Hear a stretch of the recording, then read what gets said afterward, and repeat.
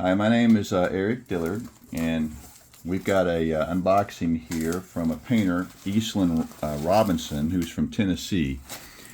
And one of the things that he does, and I'm going to let my friend Mike explain this to you because he's the one who told me about Easlin.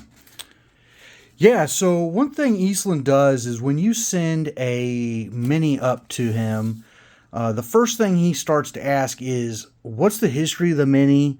Do you have a physical, like a mental description for the miniature? What information you could give him that he could make this character come to life for you?" So he takes all that information that you give him, and he starts to write a story in his head as he paints the mini. So at the end of it, right before he does the shipment, Easlin takes the time to write a little short story on this awesome paper, and supplies it with each mini that he paints. Or he's done that for me so far personally.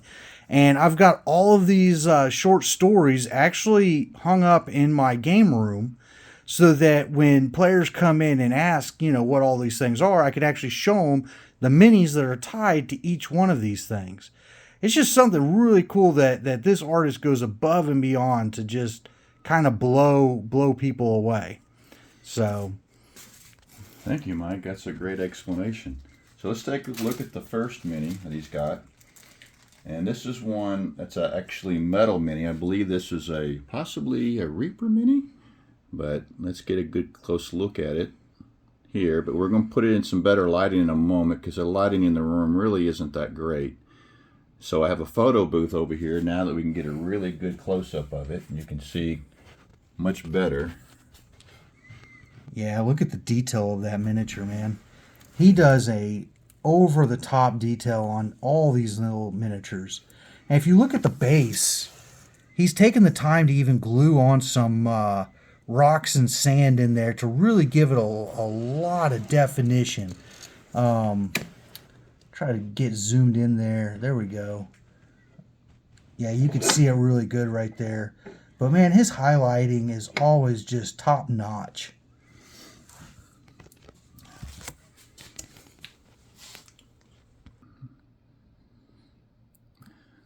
Okay, so what we have now is actually he's quite detailed, as we already mentioned.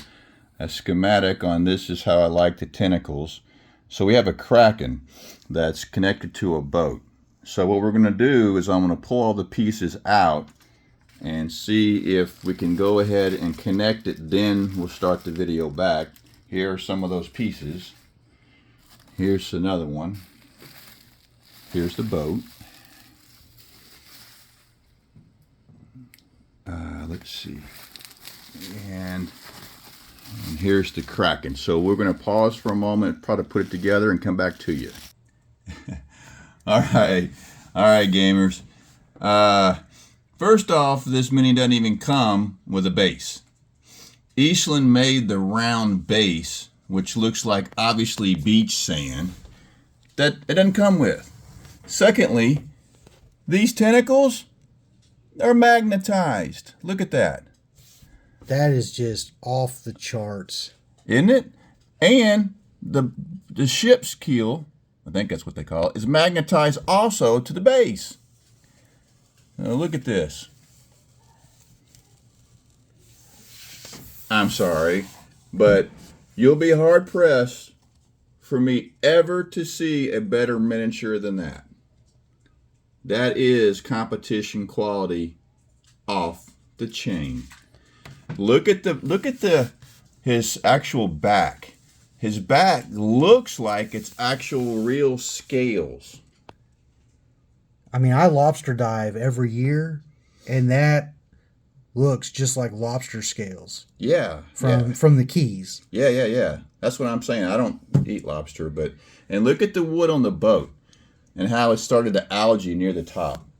That is awesome.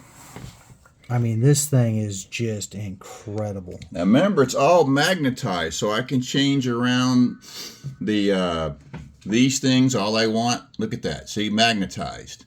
And if I need to make it a little bit twisted, how much easier can you make that? That's just awesome. That's amazing. Go ahead and turn it all the way around so we Sure. can get the other side. Sure. We just want y'all to appreciate Eastlin's work. Look at the eye. The eye is also awesome. And it really pops out. And notice the toning of the eye. Oh, look at this. Look at that. Yeah, you have to really watch his artwork. He did some treants for me, and he took it on his own to glue little guy like pygmy people up in the trees, riding the trees. It was crazy. Here. Now, I do want to note that his packing is also really good so far as well, too. Oh, yeah. I remember these guys. Yeah. Now, these are made of plastic. So these are incredibly fragile. These were just pieces I had laying around that I didn't really have a use for. So I figured, why not go ahead and paint these while I'm sending the other things. So I'm always needing commoners. Let me tilt this one up a little bit so you can get a better look at his head. Because to me, the artist's work is actually in humans. That's always, to me, the hardest to paint because of the flesh tones. These three minis are actually from what's called Malafox, if I said it correctly, and actually are supposed to be some type of zombies. He's redid them to make them look like more fantasy commoners for Dungeons and Dragons. So almost all of MAULFAUX, I think, is how that line of minis go. And notice the basing as well. Also looks really, really great too. I like the fact that he put 3 different basings for these commoners so that it's, you can use them in different environments. Yep.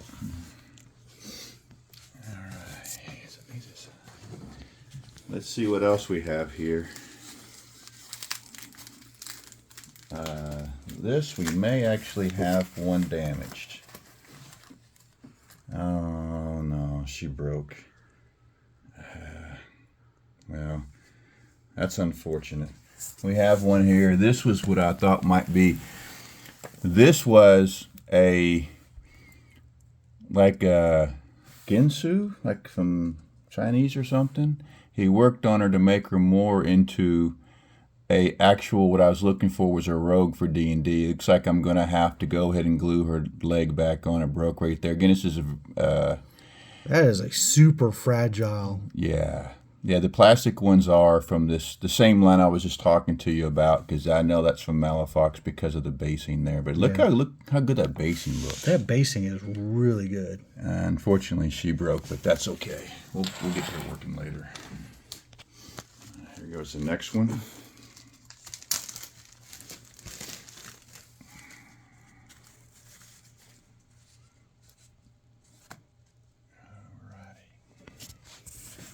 Oh, I remember this one, yeah. I was especially interested in this one because of the Kraken. Oh, yeah, that's going to go great with the Kraken. And look, you have her another. Look at the planking. That is really cool. And looks like we got that's another one from Malafox that's more supposed to be more of a zombie kind of dog. And it does look more zombified, but those two look really, really good. They'll go good with my ship over there. Yeah, if you could twist the two ladies around. I forgot about that. Yeah, thank you.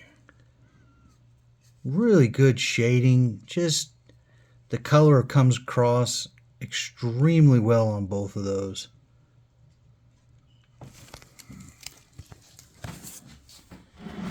More here, and this was an addition.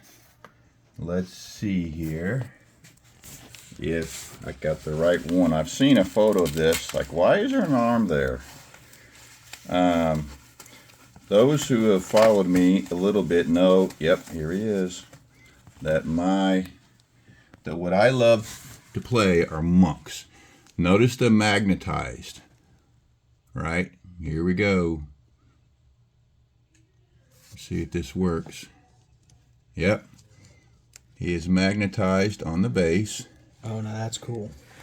And if needed, see, there he is by himself, right? But, oh, wait a minute. He wants to ethereal punch. So, I believe the way he has this set up, I'll have to figure this out. There's some way. There we go. Now, he's got his fist coming. Oh, that is cool. That's called the way of the astral monk.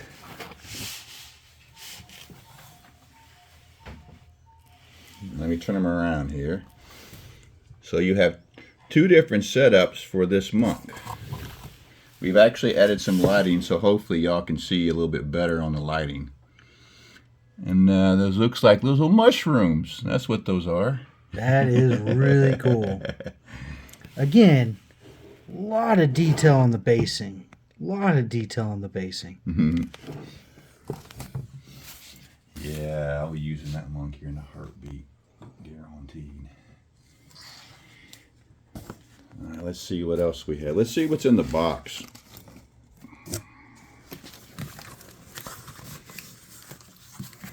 And when you have something especially fragile, this is definitely the way that I like to send stuff box in box, because it's really, really difficult for something to get damaged when it's in a box in box like this.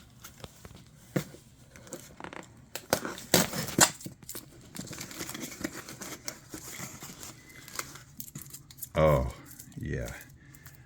Mike, you ready to freak out? Mm-hmm. This is what I believe, if this is what I think it is, could be most definitely competition quality work. This is what you put in shows. Let me get some more. I'm really scared to take this out. So we're going to pause it for a second while we dig this character out. All right, gamers. This was a piece I just threw in a bag that had been sitting in a Ziploc bag for 7-8 years. I don't even know if I have all the pieces. All I sent him is the horse and the rider, because I said I wanted it to look sort of like a Nazgul, right? Like if I put that on the table, people got to freak out. All of the extra demons or spirits coming out of the ground, all of the base work, everything below the horse, he added. I didn't have this. So this is absolutely sick awesome. This thing is incredible. And look at that. Look at the cloak. Man, I love this thing. I can't wait to set that on the table. They are going to freak out when they see that. Oh yeah, that's a re-roll situation right there. Yeah. Yeah. That is awesome.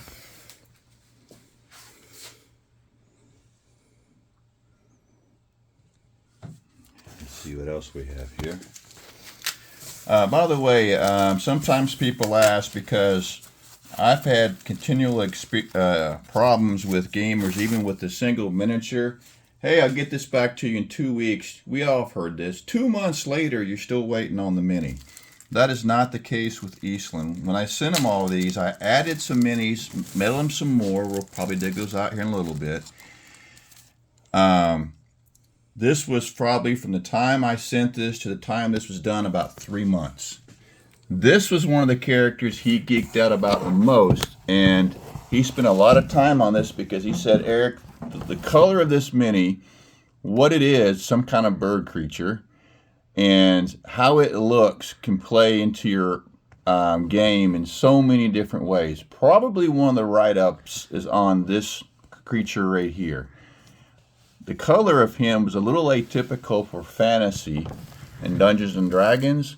You know, Dungeons and Dragons is more earth tones. I gave him total creative rights on this one because when that one hits the table, everybody knows something's up. And even what is it? What's it going to do? Very unpredictable.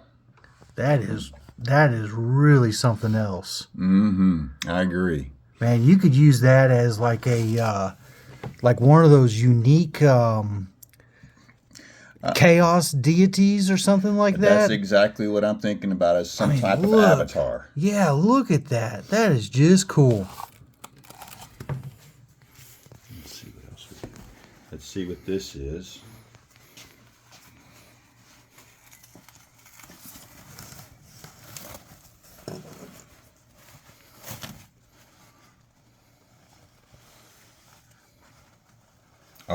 Oh yeah, I remember this. Okay. First off, what I want you to see on the back of this miniature was just a big flat square that you stick a head or something on it, right?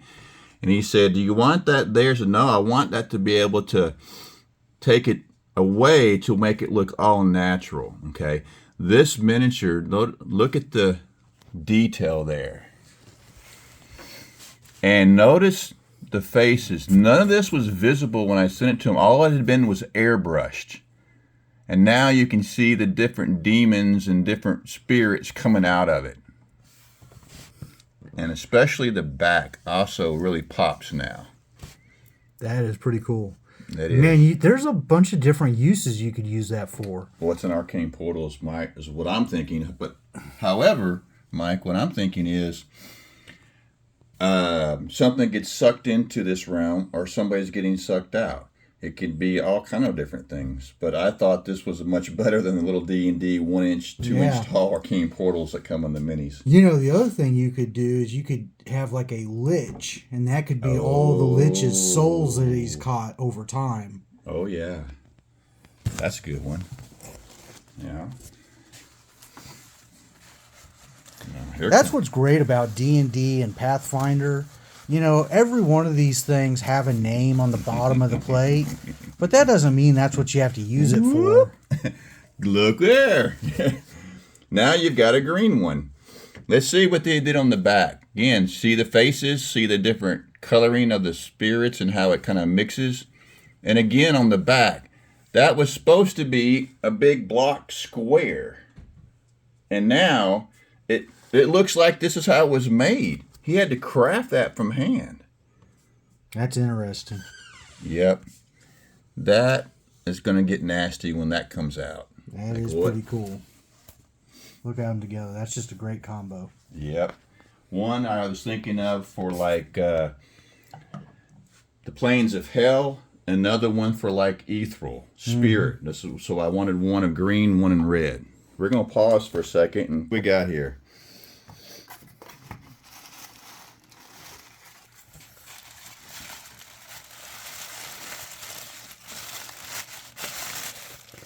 Yep, this is the one. All right, gamers. Here's the deal. I scoured the planet to find a miniature that actually looks like my son because he's in the game. Now, I want you to notice here, one of them has glasses. One of them does not. It came with glasses. My son Daniel doesn't wear glasses. I needed a tall teenager from Earth who is plane shifted into Faerun. There he is. There's more modern clothing, and we'll see here, let's take a closer look, how he did with removing the glasses. Pretty good. It's very, very difficult. So I sent him 2 of them to say, you know, if you mess up on one, you have another one, and here's the next thing I know, no, I'm good. So now there's one with glasses and one without. That's funny. Man, I like that planking below it, too. It looks really clean. Yep. Interesting how one of them is standing right in the middle and the other one's standing off to the side. Yeah. I'm just so stoked about that being my son. Alrighty, here we go. These are some pieces that I can't remember who made these originally. These are not Dwarven Forge, it was someone else, but they're just doors. Or on one side, you've got a mausoleum or some type of tomb, but you can flip it around or turn it around, and now all of a sudden you have like maybe a hearth or something like that. Oh, that's pretty cool. Yeah. Good job on the brick too.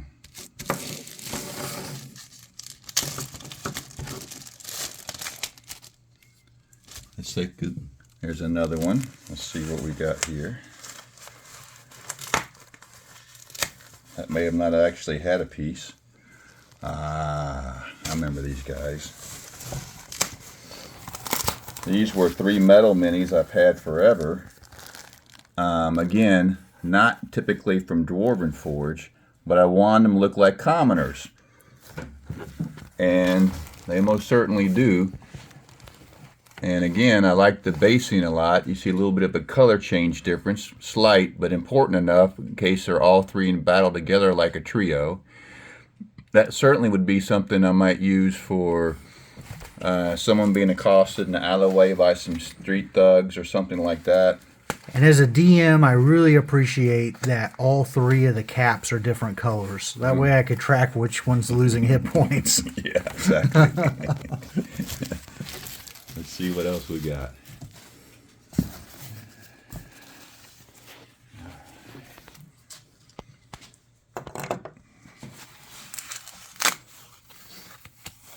Oh, yeah.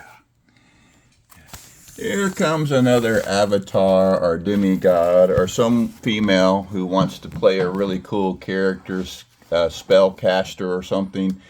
Yeah. This would be the mini I would see chosen a lot if you want to play some type of female character, type of spellcaster. Look at that.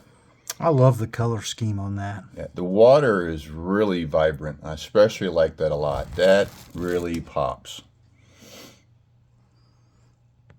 Yeah, Easlin just did a elf paladin on water for a friend of ours, and that was one of, I mean, it's top tier like all this competition grade stuff we have. And when he got that miniature, I thought he was going to come out of his shoes. He was so excited. She's playing a flute or something. Oh, how cool is that? That's sweet.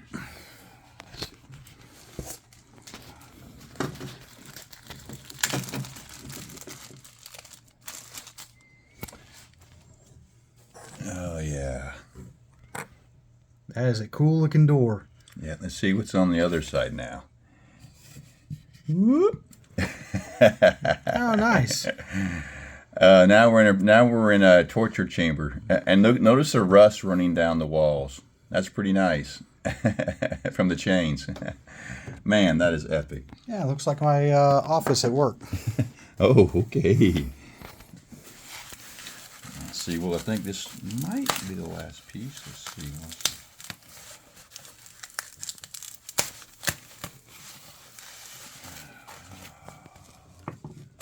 Oh, that is really cool. Yeah. Oh, my goodness. All right. Sorry, guys, I'm not the best camera guy on the planet. You're doing just fine.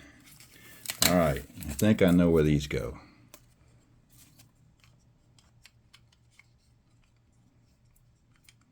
Or not. Or 2. There we go. That's pretty cool. Yeah, so we have some extras of those. So again, some of these have been sitting here for many, many years. Okay. Ooh, those weapon racks are really good. Yeah. Yeah. You're right. These doors actually go to another. Wow, that's some really vivid, nice bronze. That I already own. I think it's already in my collection, but I had these extra doors I never had painted. Look at those, man. Man, that gold and green would be great for the entrance to an Elvish kingdom. That would just be too cool. And these twisted doors, that's pretty unique. I haven't seen those before. Busted like that.